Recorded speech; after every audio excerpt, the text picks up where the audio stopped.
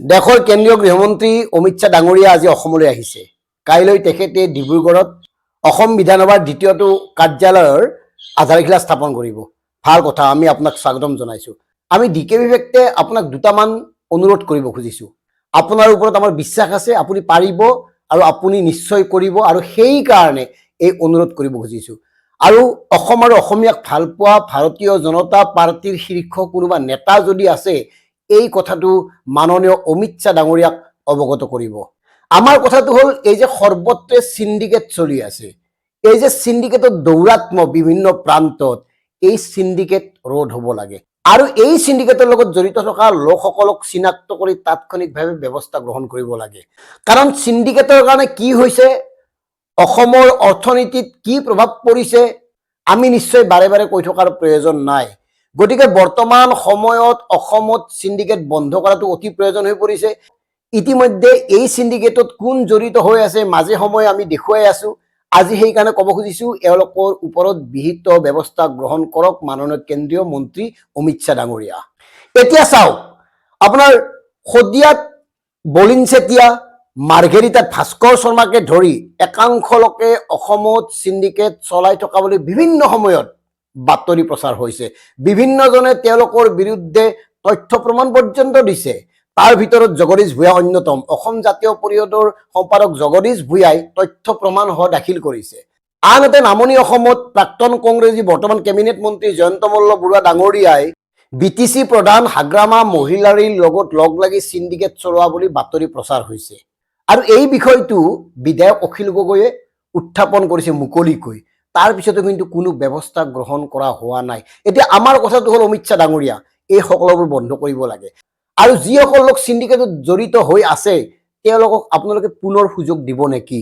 কাৰণ আপোনালোকৰ প্ৰতি এইকাৰণে বিশ্বাস ৰাখিছোঁ, আপোনালোকে শূন্য সহনশীলতাৰ কথা কয়, দুৰ্নীতিমুক্ত দেশ এখন গঢ়াৰ কথা কয়, সাধাৰণ জনতাই ন্যায় পোৱাৰ কথা কয়। গতিকে সাধাৰণ জনতাক ন্যায় দিবৰ কাৰণে চিণ্ডিকেট বন্ধ কৰিব লাগে। কাৰণ চিণ্ডিকেটৰ কাৰণে আটাইতকৈ দুৰ্ভোগ ভুগিছে সাধাৰণ জনতাই। আৰু এটা আমাৰ অনুৰোধ, এই যে চিণ্ডিকেটত জড়িত থকা বুলি অভিযোগ উত্থাপন হৈছে, তেওঁলোকৰ অভিযোগৰ সত্যাসত্য বিচাৰ কৰি অনাগত সময়ত যাতে তেওঁলোকে পুনৰ ৰাইজক শাসন কৰাৰ সুযোগ নাপায়, তাৰো ব্যৱস্থা কৰক। তেওঁলোকক টিকট দিব নালাগে। এইকাৰণে টিকট দিব নালাগে, তেওঁলোকে যদি জনতাৰ সেৱা কৰিম বুলি আহি চিণ্ডিকেটত জড়িত হৈ থাকে, তাতকৈ আৰু ভয়াৱহ কথা কি হ'ব পাৰে গণতন্ত্ৰৰ কাৰণে। এই কথাটো আপোনালোকে আমাতকৈ ভালকৈ জানে কাৰণে আপোনালোকক আমি এই কথাটো অনুৰোধ কৰিছোঁ। বাকী আপোনালোকক ৰাইজে ভাল পাইছে, ভোট দিয়ক, আমাৰ ক'বলগীয়া নাই। বিগত 10 বছৰত আপোনালোকে কি কৰিলে কি কৰা নাই সাধাৰণ জনতাই দেখিছে, তেওঁলোকে লিখিছে, তেওঁলোকে শুনিছে, তেওঁলোকে বুজিছে। গতিকে তেওঁলোকৰ সিদ্ধান্ত ল'ব, তাত আমাৰ ক'বলগীয়া নাই।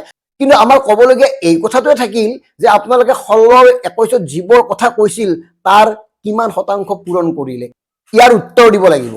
কাৰণ আমি জানিব খুজিছোঁ, 21 আৰু 16ত যিবোৰ কথা কৈছিল, যিবোৰ কাম কৰিম বুলি কৈছিল, তাৰ কিমানটা কাম সম্পূৰ্ণ কৰা হ'ল, তাৰ এখন শ্বেতপত্ৰ প্ৰকাশ পাব লাগে। আৰু আপোনালোকৰ দলটোক চিণ্ডিকেট ৰাজত জড়িত থকা নেতাৰ পৰা মুক্ত কৰিব লাগে, ইমানে আমি বিচাৰোঁ। কাৰণ জনতাক সেৱা কৰা নেতাসকল সৎ হ'ব লাগে, নিষ্ঠাৱান হ'ব লাগে। তেওঁলোক 2 নম্বৰী হোৱা উচিত নহয়, তেওঁলোকে দুৰ্নীতিত জড়িত থকা উচিত নহয়। গতিকে আমি যে নাম ল'লোঁ, ভাস্কৰ শৰ্মা, বলিন চেতিয়া, জয়ন্ত মল্ল বৰুৱা, এওঁলোকৰ বিৰুদ্ধে একাধিক অভিযোগ আছে। তেওঁলোকৰ বিৰুদ্ধে সাধাৰণ জনতাই অভিযোগ উত্থাপন কৰা নাই, ডাঙৰ ডাঙৰ লোকেই উত্থাপন কৰিছে, আৰু তেওঁলোকৰ লগত নিশ্চয় তথ্য প্ৰমাণ আছে। গতিকে এই গোটেই কথাবোৰ আপোনালোকে বিচাৰ কৰক, আৰু ইয়াৰ এটা সমাধান আমাক লাগে। কাৰণ আমি একাধিকবাৰ অনুৰোধ কৰিছোঁ, অসমত চিণ্ডিকেটটো শেষ কৰিব লাগে। অসমত চিণ্ডিকেটৰ কথাবোৰ বাতৰি কাকতত প্ৰকাশ নাপায়। আনকি এনেকুৱাও ঘটনা ঘটিছে, অসমৰ চিণ্ডিকেটৰ বাতৰি প্ৰকাশ হোৱাৰ পিছত বাতৰি কাকতৰ পৰা ডিলিট হয়। এই ঘটনা ঘটে কিয় হয়? আনকি আশ্চৰ্যজনকভাৱে CPIMৰ এগৰাকী জ্যেষ্ঠ বিধায়ক মনোৰঞ্জন তালুকদাৰৰো চিণ্ডিকেটত জড়িত থকা এটা ফোন কল ভাইৰেল হৈছিল। তাৰপিছত হৈ হাল্লা হ'ল, বিচাৰ কৰিম বুলি ক'লে, তদন্ত কমিটি গঠন কৰিম বুলি ক'লে, একো নহ'ল। কি গোটেইবোৰে চিণ্ডিকেটত জড়িত আছে নেকি?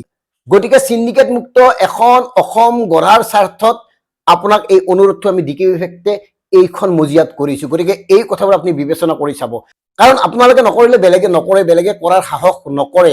এগৰাকী গৃহমন্ত্ৰী হিচাপে, সন্মানীয় গৃহমন্ত্ৰী হিচাপে অসম আৰু অসমীয়াৰ প্ৰতি থকা ভাল পোৱাৰ কাৰণে এই অনুৰোধ জনাইছোঁ। কাৰণ আপুনি অসমক একাধিকবাৰ আহিছে, অসমক আপুনি হয়তো ভাল পায় সেইকাৰণে বাৰে বাৰে আহি থাকে। বাকী কিছুমানে কয় নিৰ্বাচন কেন্দ্ৰিক লক্ষ্য সেইকাৰণে আহিছে, আমি তেনেকে নাভাবোঁ।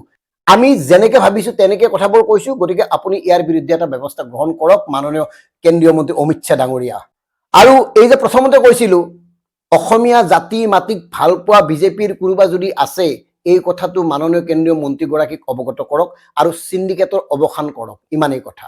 ধন্যবাদ। জয় অসম।